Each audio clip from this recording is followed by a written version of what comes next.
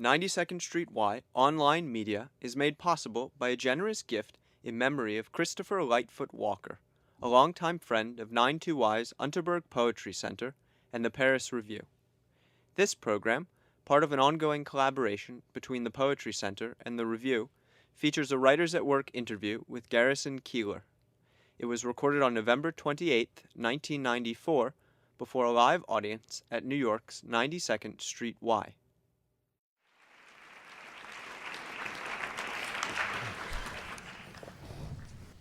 Would you like to apologize for being late? Was I late, George? No. I was waiting out on the corner for you, and you never came. Was one of us supposed to bring food, or? That comes later, in the middle of everything. Thank you all for coming. This is part of the Paris Review interviews on the craft of writing, which started way back in 1953. The first interviewee being E.M. Forster. And the interviews have appeared in the magazine, which is a quarterly, ever since. And we're extremely pleased to welcome Garrison Keillor to the Pantheon. Good company. I'm glad that sales of my books have dropped to where serious literary journals now take an interest in me. Well, fortunately, we had to wait a long time, Garrison, for that to happen. I had to build up equity, George. At the end of the, we'll talk here for a while, and then, of course, you, the audience, are welcome to ask questions. One would assume that we would want to have them on the craft of writing rather than on topical issues such as whether Garrison likes pataki or anything of that nature. Never tasted it in my life. What do you think of pataki? No. You can talk about him if you'd really like to. I don't know if you're a friend of his or not, so... Well, the first question on my list here is, first of all, is the process of writing pleasurable for you? Well, I'm thinking back to when I last wrote. It's been several weeks. See, I do some of my writing for pleasure, and then I do other writing for a deadline. And it sometimes is pleasurable, but it doesn't have to be. You still have to do it. I write for a radio show that no matter what I do will go on the air every Saturday at 5 o'clock Central Time. And in writing towards this deadline, which has remained the same for me for 20 years now, I find that I can only get up adrenaline as I come closer and closer to the deadline. I used to get up a little adrenaline on Tuesday, and now on Tuesday, Saturday afternoon looks very far away. It's like it would be like planning for next Christmas, and so now it often isn't until Friday morning that I really start to feel that deadline and feel lashed by it, and that gets me going. It often isn't until Saturday at noon that I remember I have to do a story about Lake Wobegon, my hometown, and it has to be about 20 minutes in length. This comes out to be about 4 or 5 pages of single-spaced copy. I have to be at the theater for a rehearsal at 2:30. Sometimes, as tonight I can stretch this a little bit. So that's not pleasurable. That's an act of character. Have you ever arrived at 2:30 on a Saturday with nothing on the pieces of paper at all? I've arrived with notes on a piece of paper, notes that don't make nearly as much sense to me as they had an hour before. So compared to this sort of writing, which is done in terror, the other kind of writing, sitting around on Monday and Tuesday morning and just writing a poem or writing a column for the paper. The paper can always wait a few more days. That's pretty easy. What was your question, George? No, you were doing fine. During this time from Tuesday until Saturday, there must be a part of your brain that is working on what you are going to put down. What is the genesis, let's say, of a particular piece? Can you describe what that's like? Well, sometimes, you mean the Lake Wobegon stories. Sometimes they have a genesis, and other times they simply consist of necessity. I did a piece a couple of weeks ago actually a month ago for Halloween, which was my opportunity to remember all of the ribald pranks that were played in Lake Wobegon just before I came along, that I never was able to participate in. They were pranks that existed for me only in stories. And there were stories that we only got fragments of when we were children, because, of course, our parents wanted to make a moral example of their own lives, and so their stories were severely edited.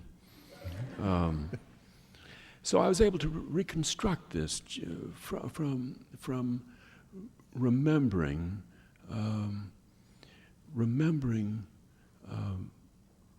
a story about an outhouse that was tipped when a man was sitting in it one night. I wasn't there. I didn't put a hand on the outhouse, but I could easily recall how it must have felt and what a pleasure it must have been. And then from that recollection, which I fleshed out, so to speak. Yes. From that recollection, then there came others. I always was hoping to use that story, and I never dared do it because it is in such poor taste. If you tell it right, it is. And so you have to wait until you become older and more distinguished to be able to tell scatological stories like that. Well, when does the story that you remember that an uncle told you or whatever stop and your imagination take over? Well, my uncle was not willing to tell me the whole story. He was only willing to acknowledge that he had heard of people doing this sort of thing. And because the storytelling in my family was so inhibited when they came up to the present day. Of course, they're telling the stories of God and his dealings with the people of Israel and so forth. I mean, there they could be very explicit and telling tales from the Old Testament. But when they came up into the early 20th century, they were very decorous.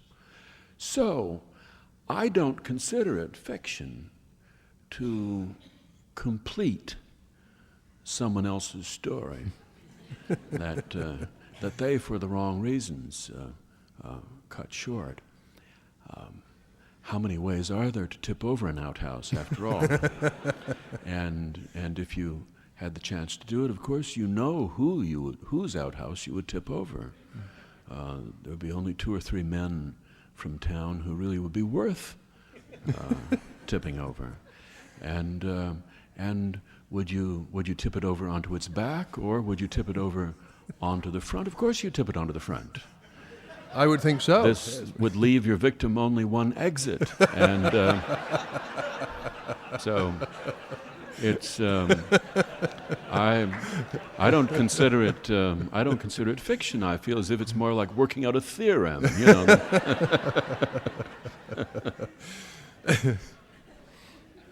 Well, how about the genesis of something longer? For example, my North Dakota Railroad days, which is a marvelous story about what has to be an imaginary railroad train after a while. My father worked on the railroad. He worked for the railway mail service. He worked in the mail car. And he did a run between St. Paul and Jamestown, North Dakota, where he would lay over and then ride the train back.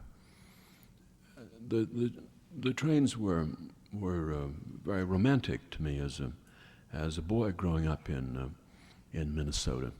You could hear their whistles from miles and miles away, and I wanted to write a story about a train. But I had ridden on the very greatest trains, the Burlington Zephyr, along the Mississippi down to Chicago, and the North Coast Limited. And so I needed to write about a train that was even greater than those trains, a train that was the train those trains were trying to be. And this was the Prairie Queen, which rode across North Dakota, a state with not many other assets or attractions, but a state in which it was possible to set a track straight for hundreds of miles without hitting anything that couldn't easily be removed. And so I think that story began from my father's experience as he told it to me, and then I added the other things, the passengers trolling for fish from the rear platform of the parlor car in the Trans-Dakota Canal, and the billiard table where they enjoyed a good game of pocket billiards, except on one curve called the Debs Transit, which tended to redistribute the balls. The wonderful part of that story to me was that after I had written it and it was published, it was republished then in North Dakota. It originally had been in the New Yorker, and it got republished in a magazine for railroad old-timers.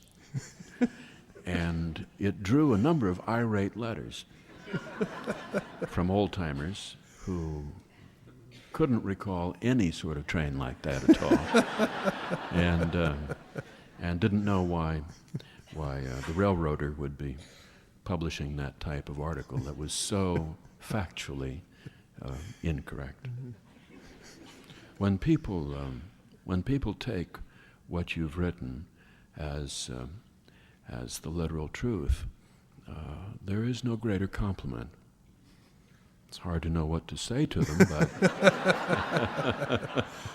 I take it you did not write back to the Railroad magazine. No, I don't think I did. I think I clipped out these irate letters and framed them, and I lost the address. I wanted to know if you're being considered a humorist, are you constantly aware that it's time to come up with something as clever as you've just described, or to be comic in some way? No, I think that past the age of 30, I don't think there's any obligation to be clever at all. I think that all of one's cleverness lies heavily on you when you're in your 30s, and after that, you I think are supposed to settle down, be a good person, raise your children, and be good to your friends, which you may not have been when you were very clever, and try to atone for your cleverness. And then, of course, if something should happen to leak out, you make the best of it. But I don't think there's any further obligation. I think that you're only obliged to be a humorist from maybe the age of 18 until you turn 30. After that, you should try to be something else. Yeah. So you're not really aware of an audience as you write, that you have to entertain in some way? Or do you have an audience in mind, that's perhaps a better way of putting it? I have an audience that listens to A Prairie Home Companion, and I am obligated to do something for them in much the same way as you would be obligated to clean your house and make some food if you had people coming over at 7 o'clock. It's really about that simple. But they've never, thank God, demanded that I be either clever or profound. I think to be in good humor, they expect me to be in good humor, or lacking that, to be brief.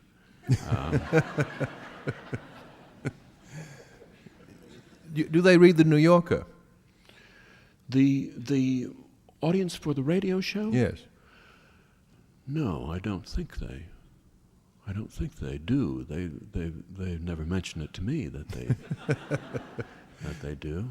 I think in the old days they felt bad that they didn't have time to, and now they don't feel quite that bad. So there's a great division really in your audiences, because you have a New Yorker audience as well. Well, I'm not sure. I mean, I don't write for the New Yorker, so whatever New Yorker audience I have is now somebody else's audience, is now an audience for stories about O.J. Simpson and for whatever else they're publishing. The New Yorker is part of an earlier and more clever period in my life that I have stepped away from. Well, you once wrote about it as being an immense glittering ocean liner off the coast of Minnesota. So it must have had an enormous impression upon you at one time. It's moved off the coast of Minnesota, though, and it is now firmly anchored off the coast of Staten Island. Have you informed them of this? Yes, I in my own way, I did. I'm very proud of the very few times I have quit jobs, and that was one that I quit. I had an office at the New Yorker, and when I heard that Miss Brown was the new editor, having read other magazines she had edited in the past, I decided that I had 20-some wonderful years there, and I had had the great privilege of being on the premises for a few years, and so I came back and I packed up my office into cardboard boxes, and I quietly, with the help of a copy boy, loaded them onto an elevator and went away in a cab. It was the second time in my life I had stalked away from a job. What was the first? I hope to have a third opportunity, but I don't know where that will come up, because I'm unemployed at the moment. Unless I was going to ask, where do these marvelous pieces of yours now appear? I don't have a magazine. I've been dehorsed, and so I'm just a pedestrian now. I wish I had a magazine to write for, but the really good ones, like the Paris Review, have such a long lead time. You know, the deadline for the winter issue is the previous spring or something. And all of the other magazines are so extremely specialized that you could only write one column for them, and then you would have said all you had to say. Now, does that mean you're not going to write will you continue to write the stories that would have been in the old New Yorker? No, I'm saving them up, and looking for a home, like the boll weevil. Has Tina Brown tried to call you on the telephone? No, I don't think so. Has she mentioned anything to you? Or? I'm perfectly willing to be an intermediary if you would like. Mr. Plimpton, Miss Brown, God bless her and God keep her, is one of those people who do not realize that the Midwest exists. The country is collapsed in between two coasts in the minds of these people, and I'm afraid she's one of them. Has the New Yorker printed a single piece in her tenure that had anything substantial to do with any place between about 96th Street and Brentwood? I can't think of any. Well, that's why I would assume that she'd be very anxious to publish your work. The Mississippi Correspondent. Yes. No. Well, when you did work at the New Yorker with your office there, what was the atmosphere like then? I mean, what about editing in particular? It was a wonderful place for a writer. It was disconcerting in that editors, certainly this was true of Mr. Shawn, but it also was true of Mr. Gottlieb, who came after him. The editors avoided, by word, deed, or nuance, to even suggest what they might like you to write about. This was unspeakable at the New Yorker. I found this weird, that editors would bend over backwards to avoid even referring to this or to anything you might write in the future, except that they, of course, hoped that in God's good time, God would, give you something to write for them. But once you got going on something, it was a great place to work. There wasn't a lot of hanging out at the New Yorker. When you went into an office at the New Yorker and closed the door, people didn't come and knock on your door in order to sit and talk with you and spend time with you. They were all writers, and so they had the respect that writers have for each other's time. When you finished, then you got to run up a couple of flights of stairs and stick it on somebody's desk. The managing editor, who at that time was Charles McGrath, and you'd walk slowly down to your office, and he would tell you within half an hour if they liked it or not. It would go into proof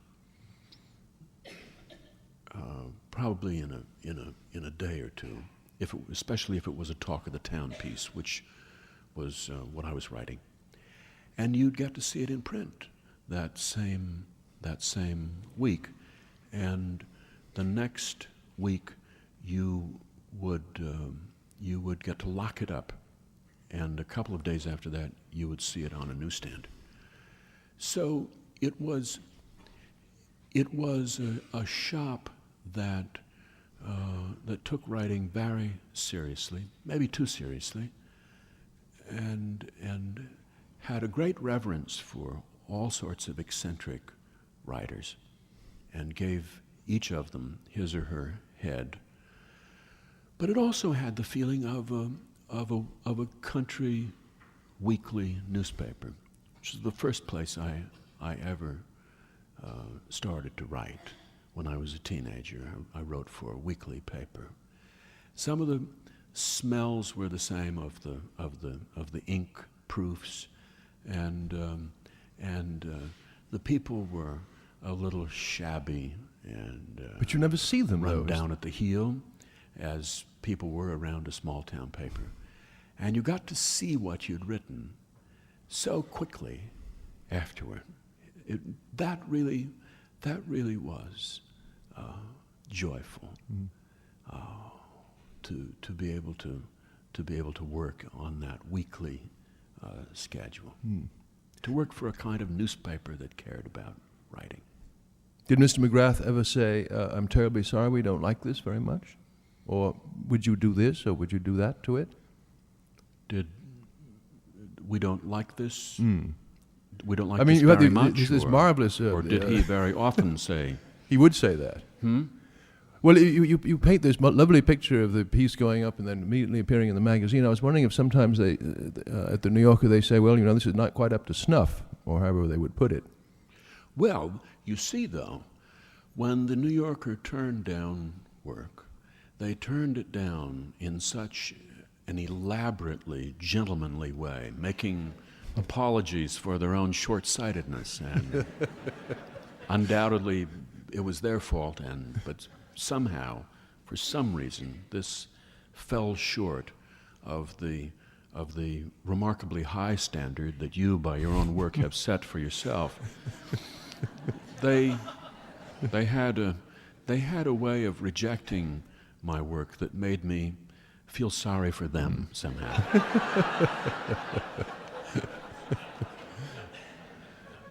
How easily did the talk of the town pieces come to you? Did they ever suggest them, or did you decide you wanted to do one, or see something that had moved you to write those talk of the town pieces? I just walked around the city, and I think a Midwesterner does not have to walk around New York very long before something springs to mind, and if you can't find something to write about by walking a great distance, then you find it by standing in one place and waiting. But you have an extraordinary equipment to be able to do this, an eye for detail, even a sense of smell and all of that. Is that the sort of equipment that you think is almost mandatory if you're going to write? I don't have that equipment at all. I have a very poor sense of smell. My house could be burning down around me as I'm writing, and I would never notice it. I don't have a great eye for detail. I leave blanks in all of my stories. I leave a kind of a psychic blank around objects in my stories, where the reader or the listener fills in the details. I leave out all detail, I think, and that leads the reader to fill in something better. Come on. Like Hemingway. Hemingway eliminated adjectives, and he saved himself a lot of trouble. Well, I was reading a story of yours just today in which you go on at great length about creamers and automatic milking systems. Nothing left to the imagination at all. You must be an expert in such things. Automatic milking systems? Yes. I go on at some length in a published piece of writing of my own? Yes, indeed. I didn't know you read dairy journals. Does that mean you get a lot of catalogs? But No. it's true, isn't it? I mean, all the Woebegone pieces are marvelously full of detail about what's in a barber shop, what is here, what is there, what are in the store windows. No? No, like Woebegone pieces are remarkably empty of detail. They are like 20-minute haiku. They're absolutely formal and detailless, and this is what permits people who grew up in Sandusky, Ohio, or people who grew up in Honolulu, Hawaii, or people who grew up in Staten Island, for God's sake, imagine that I'm talking about their hometown. Really? Really? Well, I see very little similarity between 72nd Street and Woebegone. At least the milking I'm sure equipment. there are people who grew up on. Well, now it depends on whether you're talking about East 72nd or West 72nd, of course. That would be a distinction. No, you see, I talk so slowly, and particularly when I do those like Woebegone stories, I talk so very slowly because I am thinking while I'm talking about what might come next, if anything. I talk so slowly that I couldn't possibly put in details, or I would never get to the end. It's all you can do just to get the subject and the verb in, and then you sort of wind your way around in concentric circles until you get far enough away from the beginning of the story that you can call it the end, and it ends. Well, I'm is it passing on a lot of secrets to you right now. And I can hope hardly you're wait to grateful. try them out, starting with talking slowly. When you do the Woebegone radio pieces, when you then turn them into fiction, stories for not the New Yorker anymore, but for this collection or collections, do you then add the detail that is in there? Well, It's a different process, isn't it? Speaking and then sitting down and writing what you, although use the same idea or start with the same idea. I only did that once. It was for a book called Leaving Home, and I included, I think, 20 stories, 20-some stories, but they were very, very close to what was on the air. I had to fix up my grammar, of course, and I did want them to have a little more shape than what they'd had on the air, and I tried to make myself look more literate, goodness knows, than if you simply did a transcript of those stories. But beyond that, no, I didn't. I didn't add that much to them. It seemed to have worked so well the first time, without any detail, that I wouldn't want to add any to it. Why is humor such a rare commodity? And why is it so difficult to write? Why are there so few American humorists? Well, I think there are quite a few. I mean, how many should there be? How many do we need? More than there are, I think. You think we need more than that? Well, I'm thinking really of editors who pray for something they can put in their magazines that is not wit necessarily, but humor. I don't know. Humor has to surprise us. Otherwise, it isn't funny. And it's a death knell for a writer to be labeled a humorist, because then of course it's not a surprise anymore. It's what's expected of him, and when you come to expect humor of people, you will never get it. That simply is the case, I think. I have been working on editing an anthology of humor.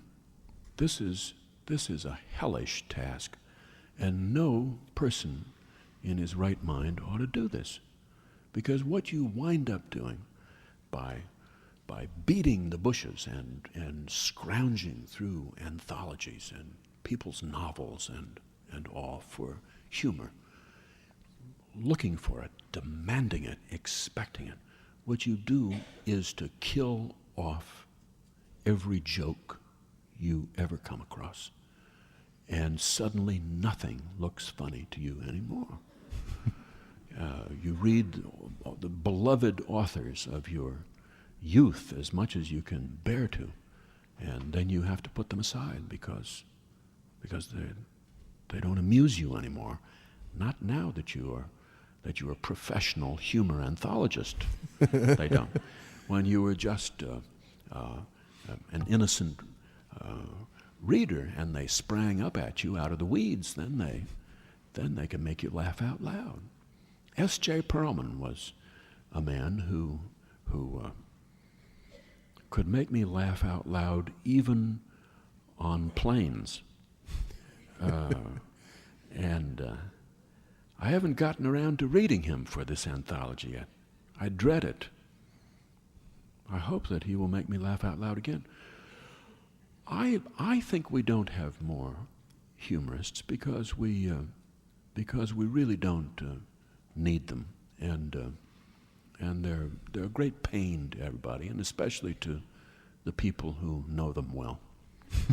And this discourages people from going into the field.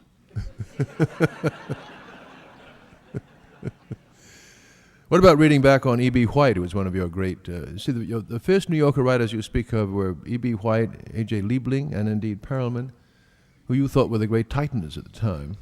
Have you dared read White and Yes. Liebling? Yes. They're all three of them beautiful writers, and I think that I think you could teach a year of English just using the three of them. What did you learn from them particularly? I don't know that I learned anything from them. But I tried awfully hard to imitate them, and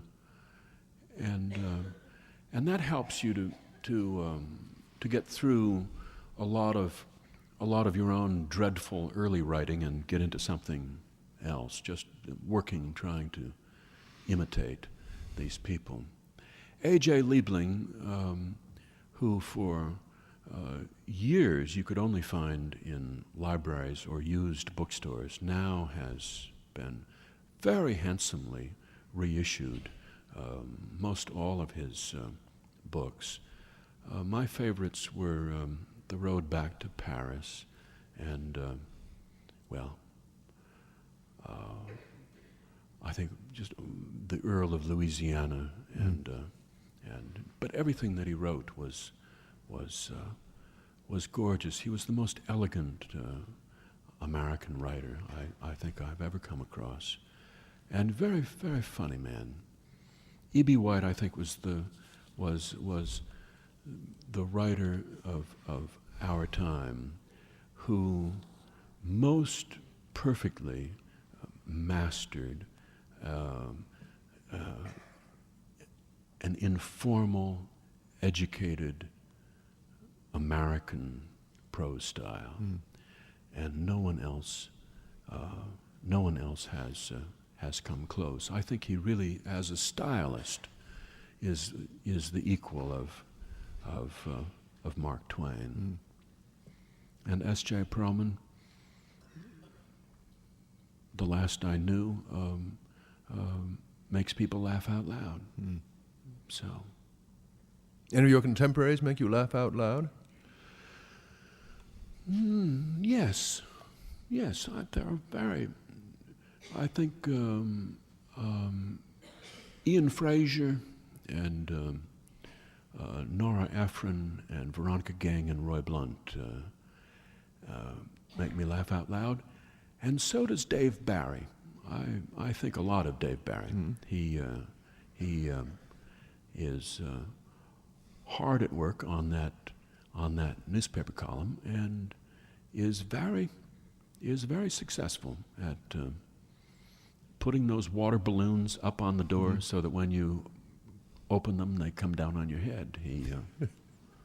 He's a master of kind of a juvenile humor that I admire, though I'm reluctant to practice it myself. And Trillin, surely. Pardon? Trillin, surely. Yes, and Mr. Trillin. Yeah. What's the first mistake that someone trying to write humor almost invariably makes?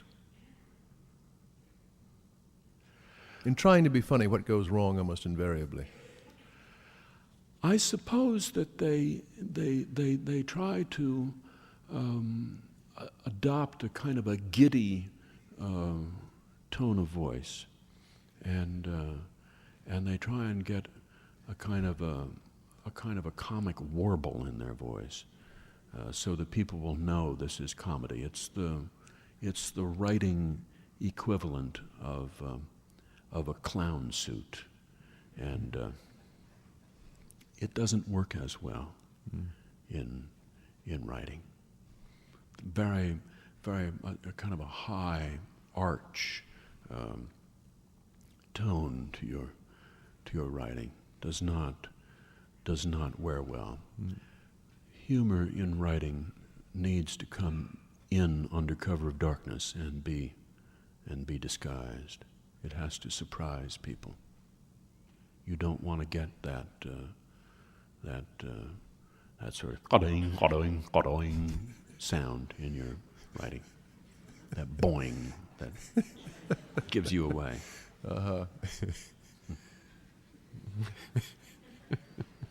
Well, should we turn over to the audience for a while here? Why don't you turn up the lights and just...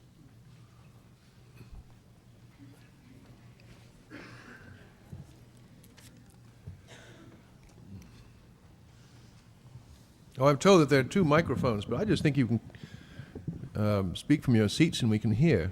Any questions? Oh, yeah, there are some microphones here if you'd like to come down to them.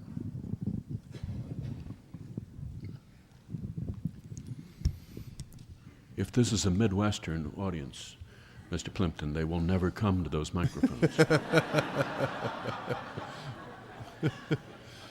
They will sit for the next half hour, and they will smile very politely at us. Well, we're in Duluth. No doubt about it. There's one.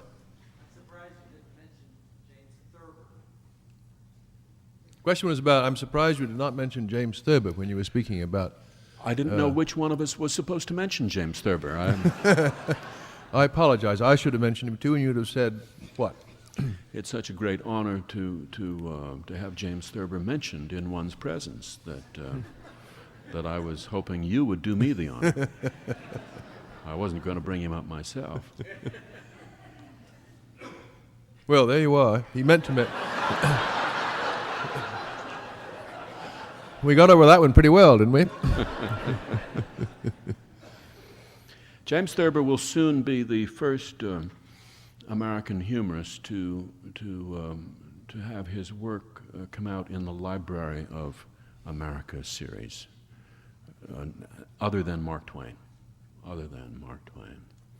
Be a beautiful volume, not too thick, I think, and so we'll have a chance to read everything all over again in acid-free pages.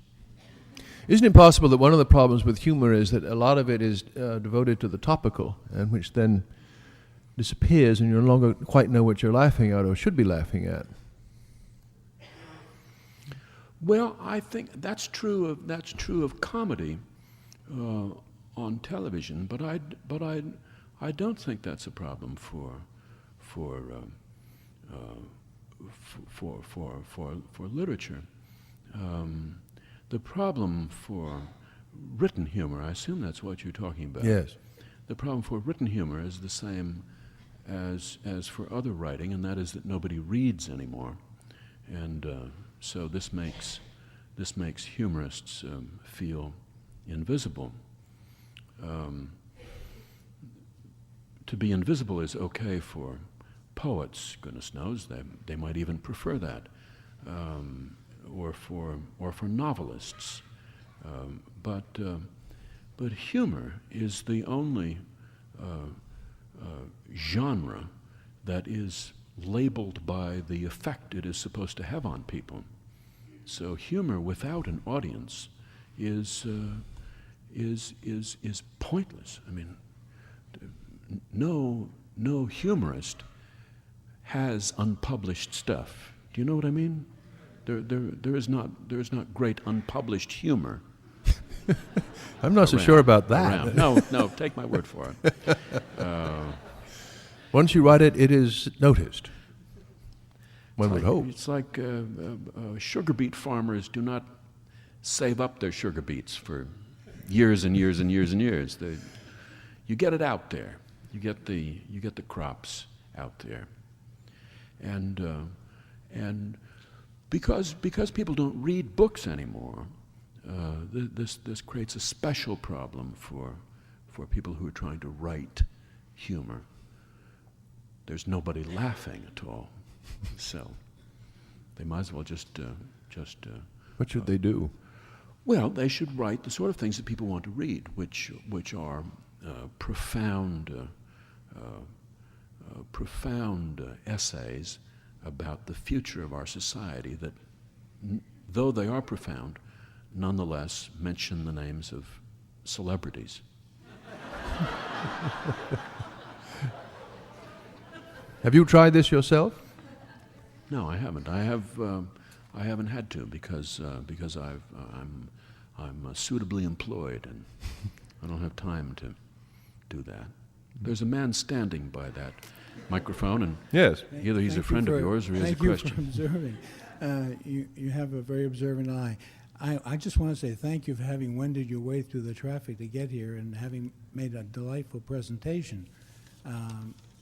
Talking about books reminds me of how busy I was in commuting. We used to live in Westchester, and I would delight in listening to your tapes about Lake Wobegon, where men are strong. That's not very far from Westchester down here to be. I get about 30 minutes, and it was like one side of one of your tapes. It took you 30 minutes, really? Anyway, where men were strong, and women are beautiful, and children are all above average. That's right. And I think that will forever live in my memory as a kind of delightful portrayal of what life in Lake Wobegon must be like in terms of the population there. But I wonder, humor is one of my favorite hobbies, so to speak, and I enjoy telling jokes and listening to other people's jokes. And I just wonder if you have a favorite joke, if you'll forgive my attributing jokes to humor and to your writing, but just curiosity piqued my interest. There was a man sitting on his front porch, and the pastor came by, and they sat and talked about theology for a little while. And the pastor asked the man if he believed in infant baptism. And the man said, "Believe in it? Hell, I've seen it done." Thank you very kindly.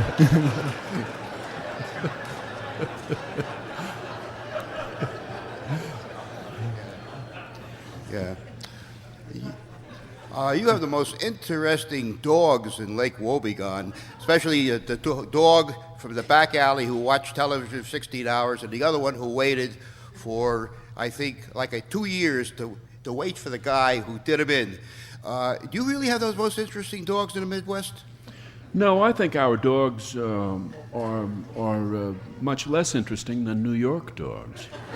But, will you do more I think dogs that in New York dogs, like so many people in New York, have so much interesting in their lives that they never have time to to weigh it and to think about it and to make it into a narrative.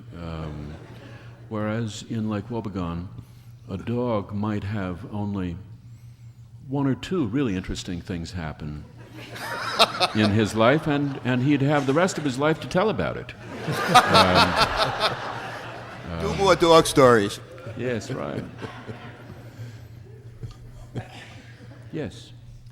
I was a one-time immigrant from the upper Midwest to Brentwood, and as you were talking about the lessened popularity of reading, I've wondered if you'd ever imagined seeing some of your stories filmed, if not for Hollywood, possibly for PBS, or if writing in the format of a screenplay captured your imagination. Well, I have been out to Los Angeles twice to talk to people about making Lake Wobegon into a film or a television film. Both times at their invitation, not mine. And when I got there, I was astonished both times that the people I was talking to, though they were executives with impressive titles, were both much younger than I, and had never been to the Midwest. I think they'd flown over it, but the movie was showing during that part of the trip. And it's customary for someone from the Midwest, and especially someone with my upbringing.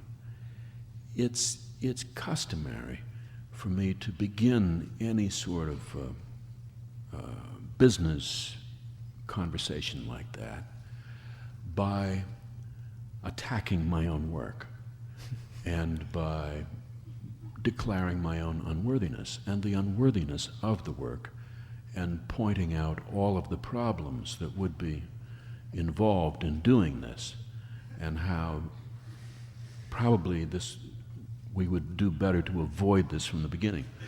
This is a kind of a ritual false modesty that was drilled into me as a child, and I'm helpless to avoid it. And I do it so well now at my age that I convinced them both times that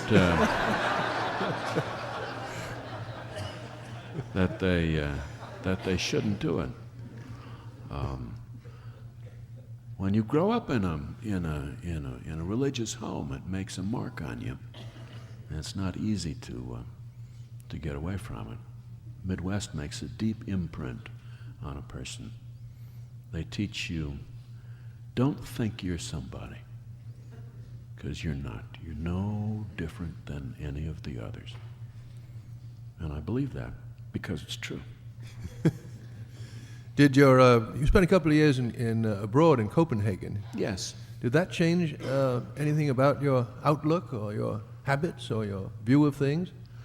Well, you learn a great deal about yourself living in a foreign city and working as hard as I had to work to learn to speak Danish. I had to work very hard because the people I met in Denmark, until I had been there for a while, when I had been there for a while, I began to meet a few people in the countryside and some farmers who were really interesting, and you could really learn Danish speaking to them because that was the only language they knew. But at first, the only people I knew were intellectuals and educated people. I would go into their homes for dinner. I would see volumes of Updike and Philip Roth and the Yale Shakespeare on their shelves. And of course they spoke perfect English, And it was hard for me to wrestle them out of English and into Danish so I could practice speaking my childlike, ungrammatical, crude Danish and improve it a little bit. I would wrestle them out of English and then into Danish, and then they'd stay in Danish, and when they talked, I couldn't understand a word they said. But I really strove valiantly to be as Danish as possible, and to wear Danish clothes, and to carry a sort of a practiced Danish look about me, so that when I walked into a shop, for example, and I said, "Good day, jeg vil gerne have en af dem og en af dem og en af dem," in the bakery girl would not look at me and say, "Oh, would you like one of this and one of those and one of that?"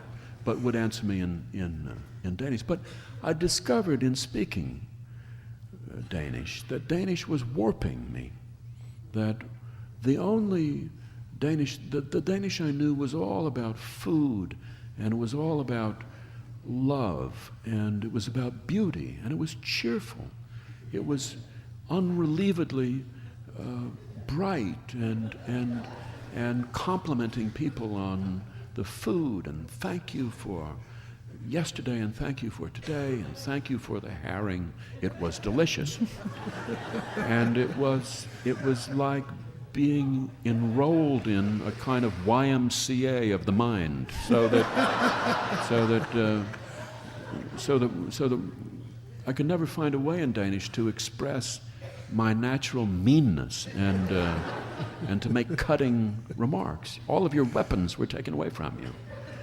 Why were you doing this, to go back to that? Pardon? Why were you doing this in the first place?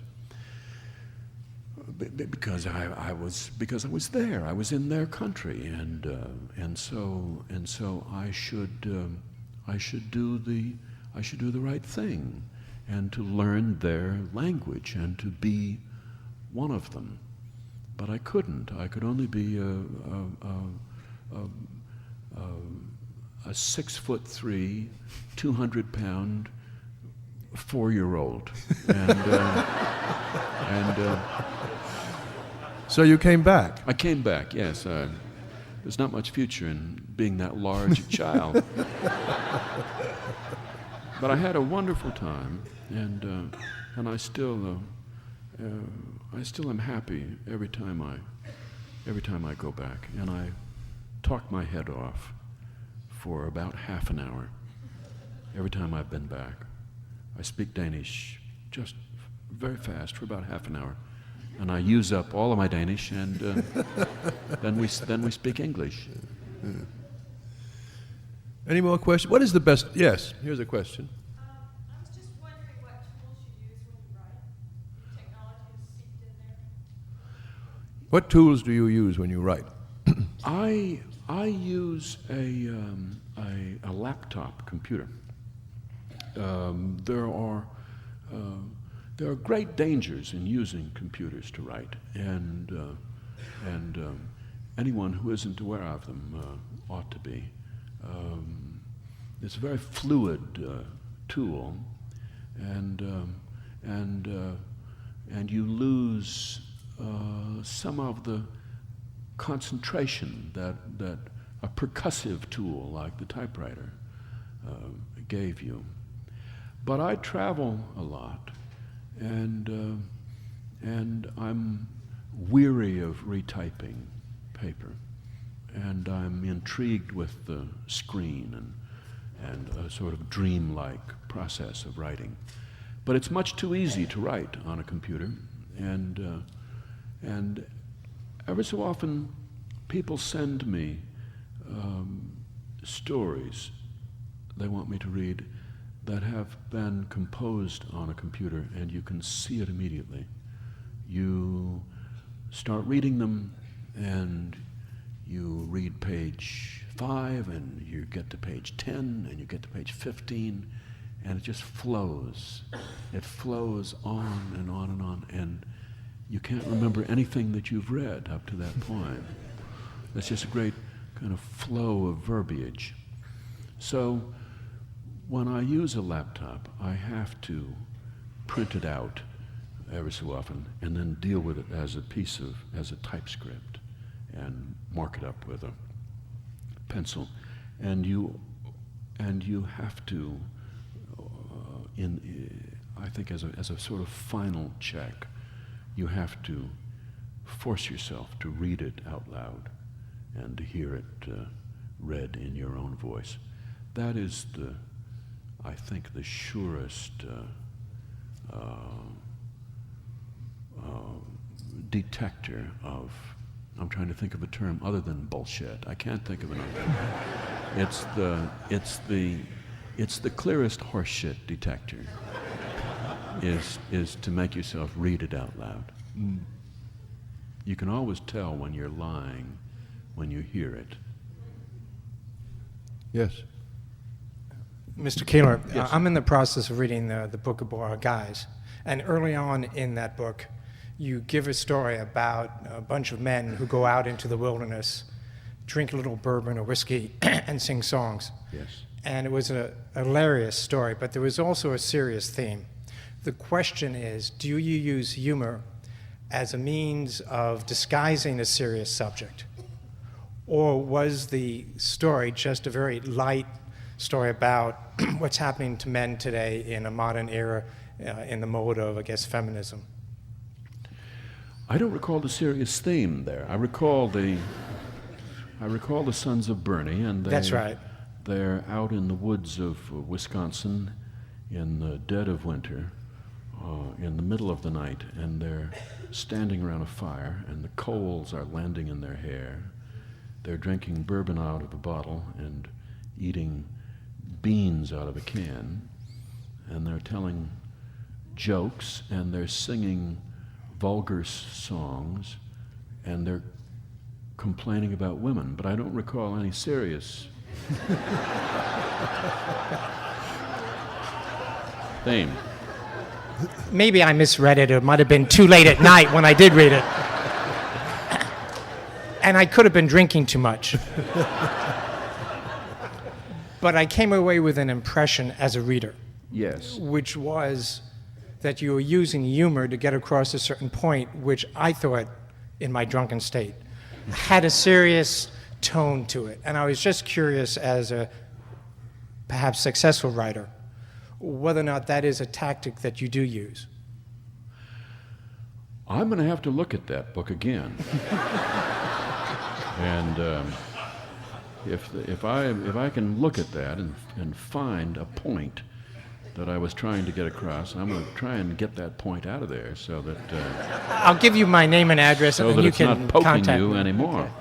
Thank you. And has found a fault in the furniture here. You don't think it's important to make a point? Yes, I think that a humorist has to what? What was I about to say? I was distracted. Someone was Make a moving point. back and forth in the hall there. If everyone would just be perfectly still, I'm sure I'd be able to think of this. I think humor has to take up everything, absolutely everything that the writer sees, and has to deal with everything. Humor is not about problems with airline luggage handlers, and it's not about quirky taxi cab drivers. It's about our lives in America, and it's about the ends of our lives, and it's about everything that happens after that and everything that happened before. I'm not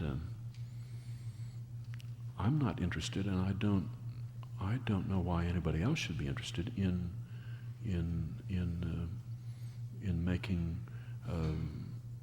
jokes about man's difficulty operating food blenders and snow blowers. It's not an interesting way to spend your life. You'd much rather go into exotic dancing or write pornography, I think would be better for everybody. But you get upset by things and write very strong, they're not editorials, but they're op-ed pieces in which you are dismayed by what you see around you, and you use humor to take a look at it, surely. Yes, sir, but I am a capable man. I'm able to take small machines apart and fix them, or if I can't fix them, to throw them away without remorse. And some little problem with airline luggage does not make that huge an impression on me. And when I become irate, I hope I become irate at Republicans and not at taxi cab drivers. Yes.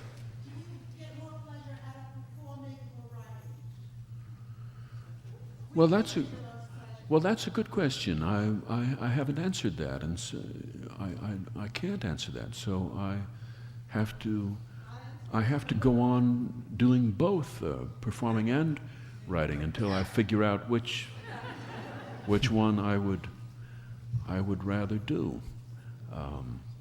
But the only performing that I do is of my own writing. I'm not an actor. And so they really are part of the same thing. Yes.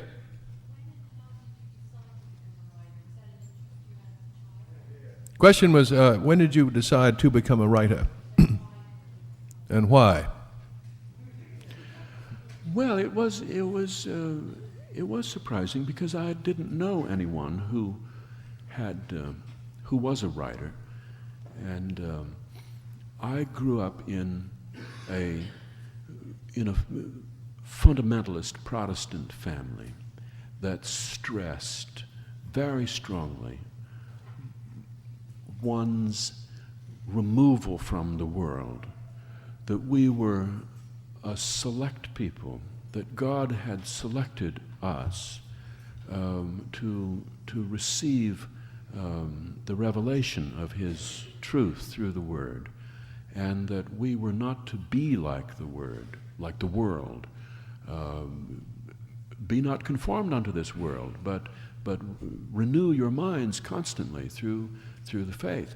And so we were to avoid contact with others who did not share our faith. We were isolated, I think, just as much as the Hasidim or other religious minorities.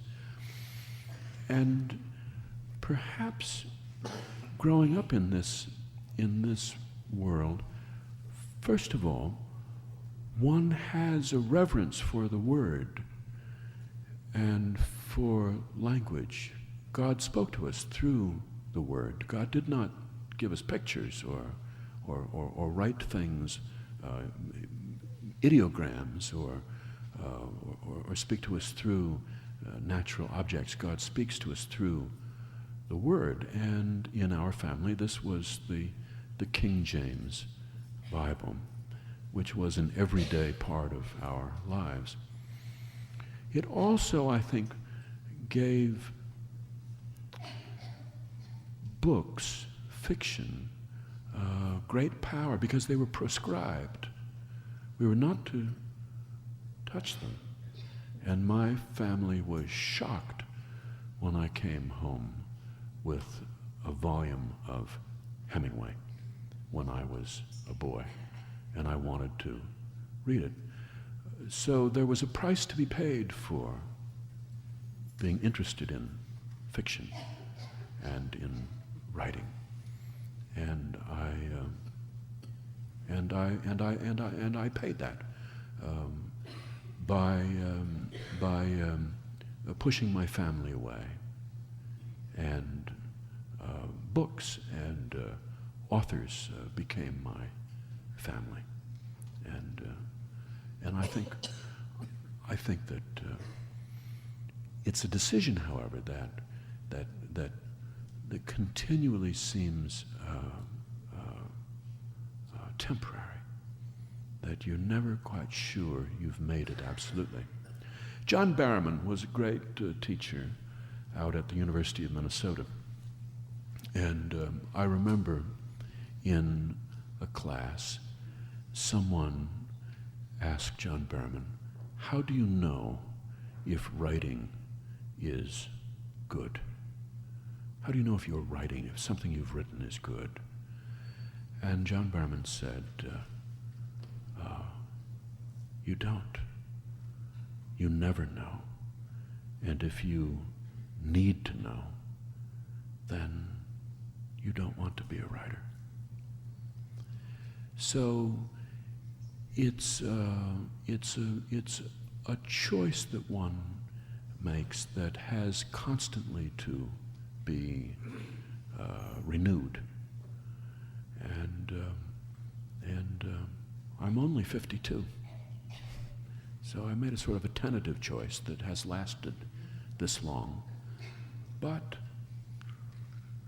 I could still fall back on retail sales.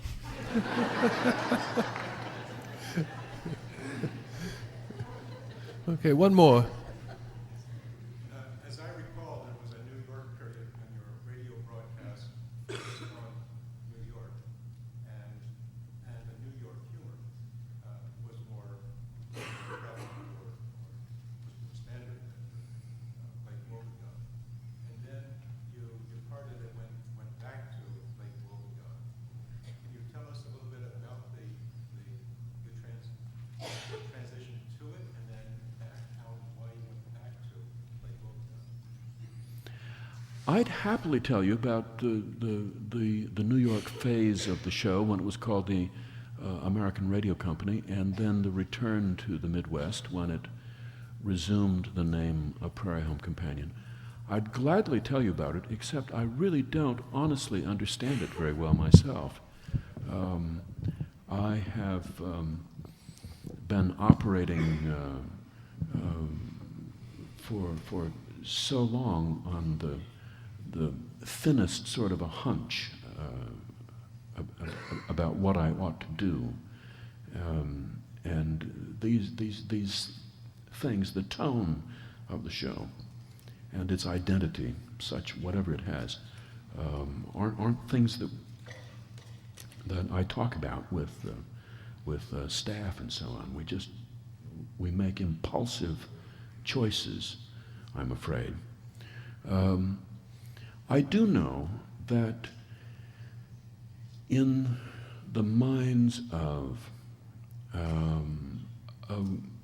a great many people who loved the radio show that I did in Minnesota in the 1980s, to a great many of those people, it seemed almost a sacrilege that the show should originate from New York City. New York City, to such a large part of the rest of the country, is such an important and valuable symbol of degradation and corruption that they would never ever want to give this up. And so they don't want a Midwestern show to originate from Babylon. So we moved back to the Midwest. I think because that's what our audience really wanted us to do. My own feelings about New York are purely feelings of curiosity and gratitude. The city has been an amazing place for me to live, and I would always want to live here as often as I could and whenever I could. And walking around the streets of New York for me is one of the chief pleasures of my life, and probably will become more important as other pleasures decline. I gather from seeing other people walking around the streets of New York that this lasts. But these feelings are not shared by a large part of our audience. And you only get to have one audience. You can't fire your audience. You can't tell them to get lost and expect somebody else to come in and be your audience. You have to cherish them. And the few times that they give you clear directions, you have to listen. I am, after all, an entertainer, and the audience does give an entertainer very clear instructions from time to time, and I think their instructions were, we want to hear this show coming from the Midwest, which is fine for them. It's a problem for me, because I often find myself, when doing the show in St. Paul, telling stories about people who I then look out and see in the audience. This can be disconcerting. My father is extremely hard of hearing, but he still knows when he's being talked about, and it's a moment of truth that I'd rather avoid, to look out and see my father sitting in the 6th row. I have to get them to put those comp tickets up in the balcony, I guess. And of course, people in the Midwest are a little weary of this show and of me. I've been around far too long and been doing the show at the same stand for much too long. And it's no great asset to have a humorist in your midst. All told, they would rather have a good romantic novelist, someone who could write a steamy novel about the Midwest. It's what they would much prefer, and it's what would be much better for them, and for tourism.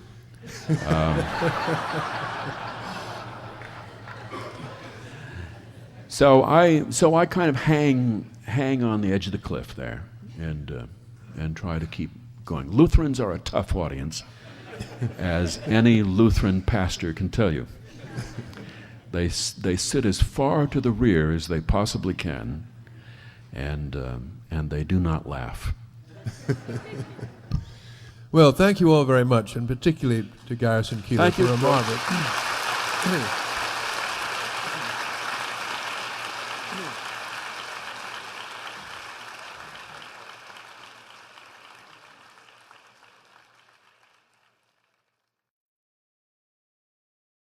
Thanks for listening. 92nd Street Y, Unterberg Poetry Center webcasts, and access to our archive are made possible by a generous gift in memory of Christopher Lightfoot Walker. For more information on 92nd Street Y and the Paris Review, please visit us on the web. This program is copyright 1994 by 92nd Street Y and the Paris Review.